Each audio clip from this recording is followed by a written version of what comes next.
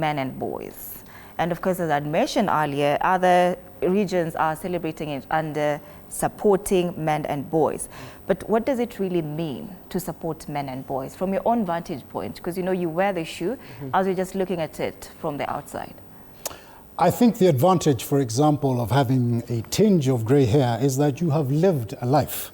You have certain experiences. There are things that you have gone through that certainly some of us on this panel can do to support and mentor the younger boys and the younger men coming up. Again, I will look to the internet where we see every day examples of young men making choices that perhaps don't favor them.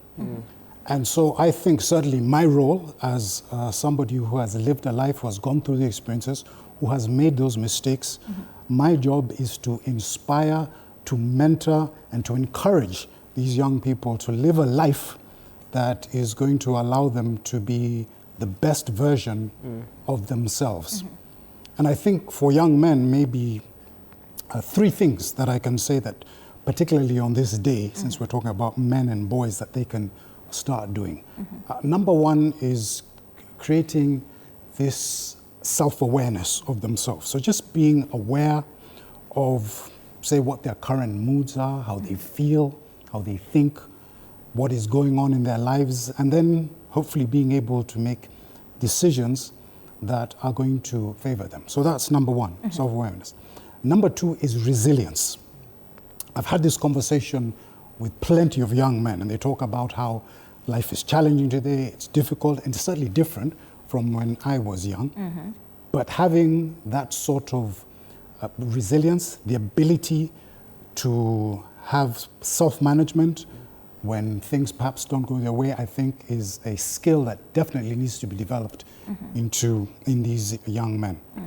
And then thirdly, I'll just say having a sense of awareness of others. And when I talk about awareness of others, just being able to change or shift or adjust your mindset based on who you are either communicating with or whom you are working with, or being able to adjust so that you are able to make the best out of that situation. So I'll leave you with those three. And Derek, I know we're working with different generations, that there, you know, your generation, and then there's now the today's generation. You've talked to us about that disparity in terms of generations, but right now we're hearing more about, you know, toxic masculinity. Especially online, it's a lot. Oh, you should not cry. Oh, and today, funny enough, on one of the newspapers today, it says that mwanaume ni nguvu. You know, you should not be crying, you should not be vulnerable, and all. But from where you sit, from your generation and today's generation, how has that changed in terms of how we view masculinity? Are we now imposing this, the nature or the culture of this toxicity among men, and how is it affecting the generations today?